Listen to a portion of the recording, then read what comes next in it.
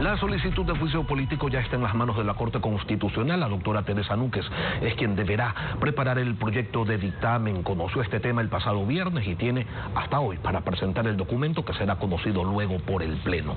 Hoy nos acompaña André Benavides, abogado constitucionalista. Buenos días, André. Muchas son las cosas que se dicen alrededor del juicio político y pocas las que están realmente claras.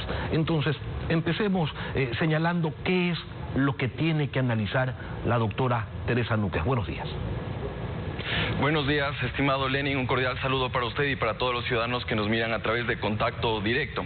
Conforme lo dispone el artículo 129 de la Constitución de la República, así también el artículo 148 de la Ley Orgánica de Garantías Jurisdiccionales, la Corte Constitucional deberá tomar en cuenta varios aspectos, varias reglas respecto de juicios políticos en contra de primeros mandatarios.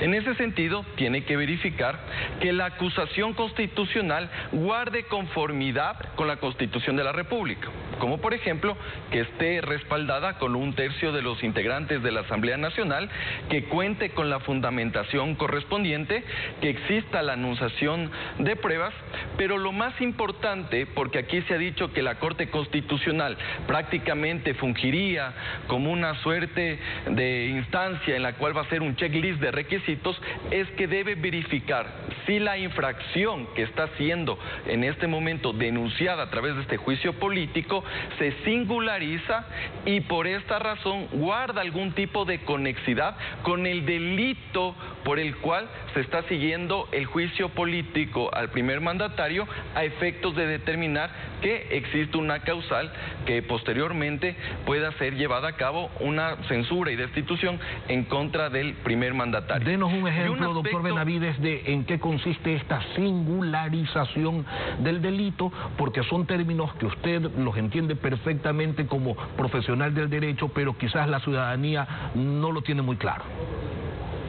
Excelente, estimado Lenin. Lo que debe hacer la Corte Constitucional es verificar si los hechos que se están alegando, en este caso concusión o peculado, se subsumen como tal en el tipo penal. Y si es que existe ese nexo causal, la Corte verificará si es que hay la causal de juicio político. Pongámoslo en términos sencillos. Si la Asamblea Nacional, por ejemplo, me dijera que está siguiendo juicio político al presidente de la República por estafa, veríamos que los hechos como tal no se subsumen en un tipo penal, de los cuales pueden ser, en este caso, activados para seguir un juicio político en contra del primer mandatario. Y eso ya no es un análisis de forma, eso ya es un análisis de fondo. En ese sentido, estimado Lenin, es un análisis exclusivamente de forma. La Corte Constitucional, desde ningún punto de vista, resuelve el fondo de la acusación constitucional. No nos indica si es que existe la responsabilidad política del primer mandatario, ni tampoco lo declara inocente. Simplemente verifica que los hechos guarden compatibilidad con el tipo penal y, en efecto, esa sea una causal de juicio político. Y tal como se han presentado las cosas, ¿existe esa compatibilidad entre la acusación y los hechos? Bueno, de la revisión de la acusación constitucional podemos indicar que no existe este nexo causal entre el presidente de la República, los hechos acusados y la causal de juicio político.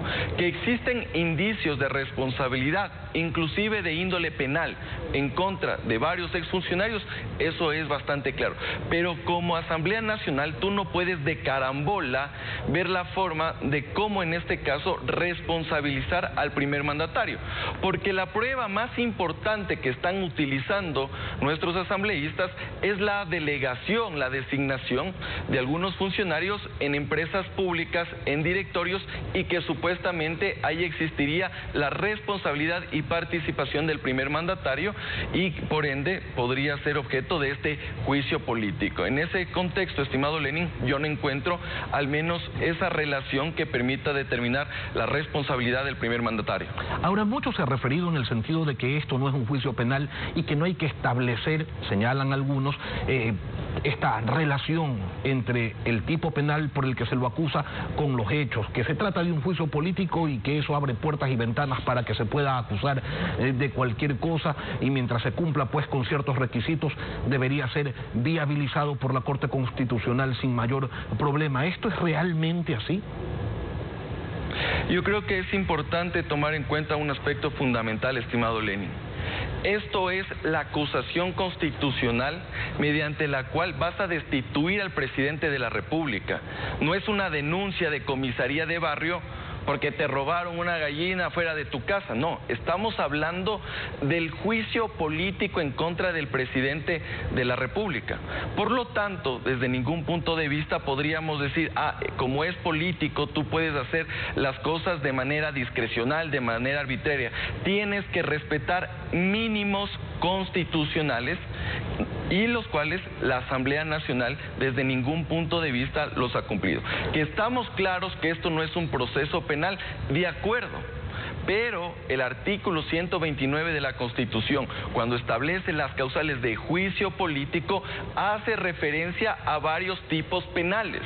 Y los tipos penales, evidentemente, tienes que interpretarlos, tienes que aplicarlos a la luz de lo que dice el Código Orgánico Integral Penal, porque tienes que saber cuál es el verdadero alcance de estos delitos y con aquello encuadrar la conducta, la acción del primer mandatario para llevar a un juicio político. Esto es lo que se determinó en Montecristi, ese es el espíritu de los constituyentes, Andrés. Así es, estimado Lenin. Mire, yo creo que esta es una muestra clara del hiperpresidencialismo que tenemos en la Constitución de Montecristi. Y vemos que el presidente de la época tomó en cuenta varias cuestiones que podrían darse en el caso del control político por parte de la Asamblea Nacional, si por ahí una mayoría se le viraba.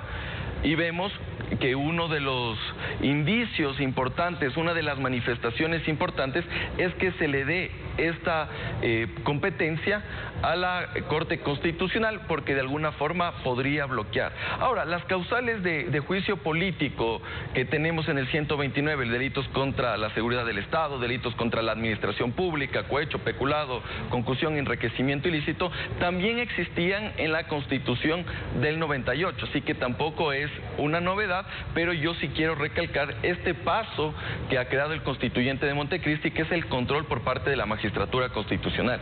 Ahora, la Corte Constitucional es la encargada de que se respete la Constitución de forma irrestricta y por ende es garante la Corte de nuestra democracia. A la hora del análisis, André, ¿debe la Corte pensar también en las consecuencias que podría generar un juicio político planteado de la manera en que se ha planteado este, o eso debe quedar por fuera del análisis? Excelente pregunta, Lenin, porque aquí algunos nos han dicho que la Corte Constitucional simplemente se debería verificar los requisitos y lo que ha hecho el Consejo de Administración Legislativa, nada más. Pero es importante traer a colación el dictamen del juicio político en contra del ex vicepresidente Jorge Glass, porque en ese dictamen la Corte Constitucional sí nos dice que tiene que hacer un filtro de admisibilidad reforzada respecto del procedimiento de admisión que se dio en el Consejo de Administración Legislativa. Por lo tanto, ella va a verificar todo el procedimiento que se ha dado a partir de la presentación de la acusación constitucional.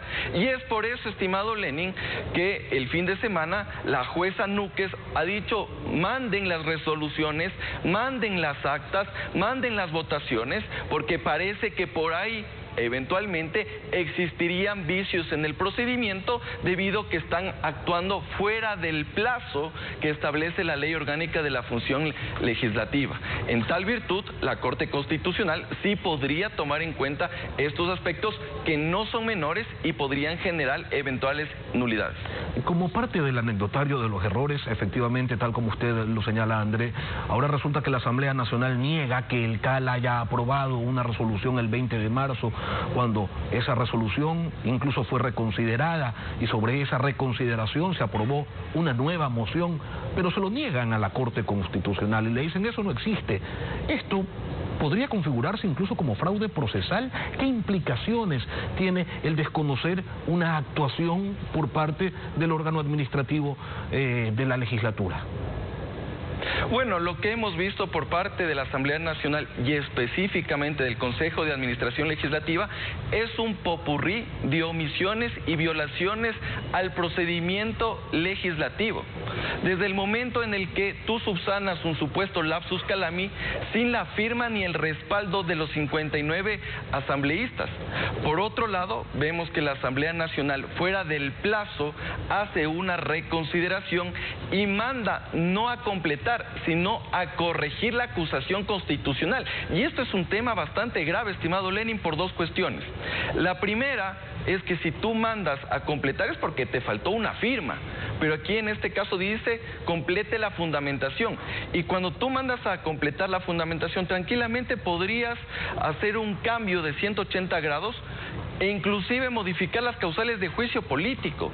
Y lo segundo, esa supuesta corrección que va a hacer en este caso los proponentes debía tener el respaldo de los 59 solicitantes de juicio político, cuestión que no ha ocurrido en este procedimiento de juicio político y que debería ser tomado en consideración por parte de la Corte Constitucional. Y a eso sumémosle, estimado Lenin, que la Asamblea Nacional no ha enviado la documentación completa.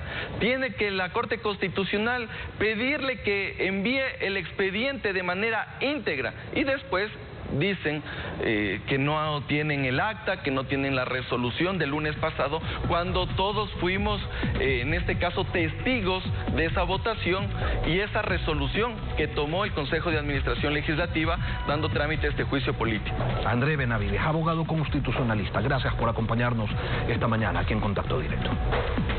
Muchas gracias por la invitación, estimado Lenin. Un abrazo.